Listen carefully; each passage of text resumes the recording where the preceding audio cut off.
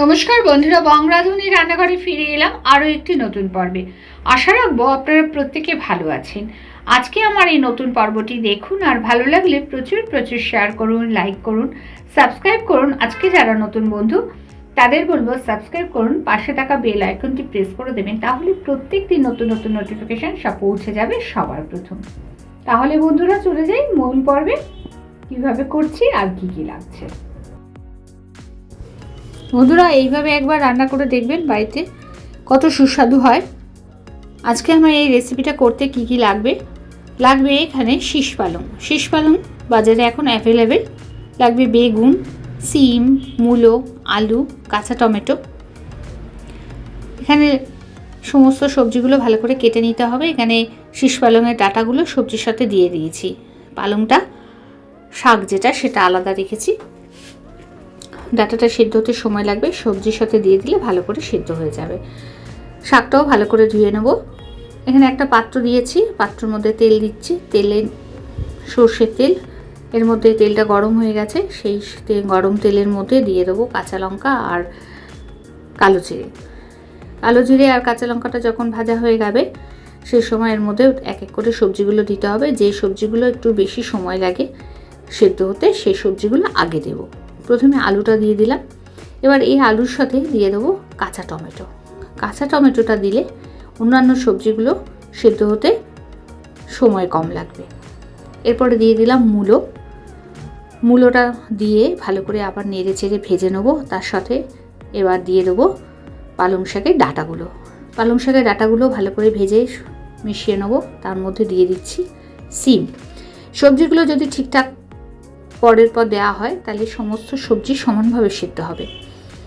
বেগুনটা খুব নরম হয়, অল্প সময় সিদ্ধ হয়ে যায়, এই জন্য সবশেষে বেগুন দিতে হবে। এখানে সবজিগুলো যথেষ্ট ভালো করে ভেজে নিয়েছি। এরপরে দিয়ে দিচ্ছি বেগুনটা দিয়েও ভালো করে আবার নেড়ে চেড়ে নেব, ভালো করে ভেজে নেব। এদিকে শাকটা জলের থেকে তুলে জল ঝরতে দিচ্ছি।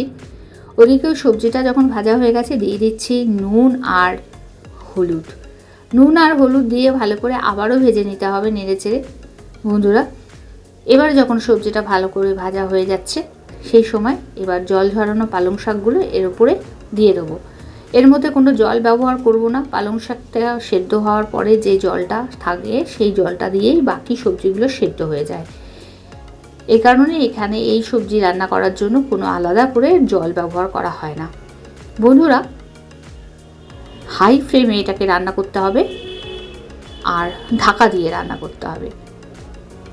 এই দেখুন কড়াইটা পুরো ভরে গেছে, এখনও আমার পালং শাক রয়ে গেছে, পুরোটা দিতে পারিনি। এখানে এটা যখনই আমি ঢাকা দিয়ে রান্না করলাম কমে গেছে। পাত্রটার মধ্যে আবারও পালং শাক দিয়ে এর সাথে মিশিয়ে নিলাম।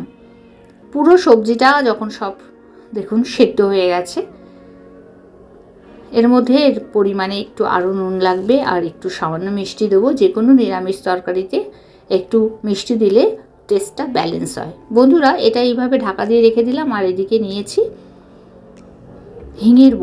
হিঙের বড়িটা ভালো করে ভেজে নিতে হবে সর্ষের তেল নিয়ে। তেলটা গরম হয়ে গেছে, তারপরে হিঙের বড়িটা দিলাম, দিয়ে সে ভালো করে ভেজে নিলাম। নিয়ে আর ওই যে রান্না করা পালং শাকটা এর মধ্যে দিয়ে দিলাম। তার কারণ বড়িটা গোটা গোটা থাকবে, গলে যাবে না। এইভাবে আপনারা বাড়িতে একবার রান্না করে দেখবেন। যারা বড়ি খেতে পছন্দ করেন তারা খেয়ে খুব তৃপ্তি পাবেন। তাহলে বন্ধুরা আজ এই পর্যন্ত, ফিরে আসছি পরবর্তী ভিডিও নিয়ে। পরবর্তী সময় ভালো থাকবেন, সুস্থ থাকবেন। আমার সঙ্গে থাকার জন্য অসংখ্য ধন্যবাদ।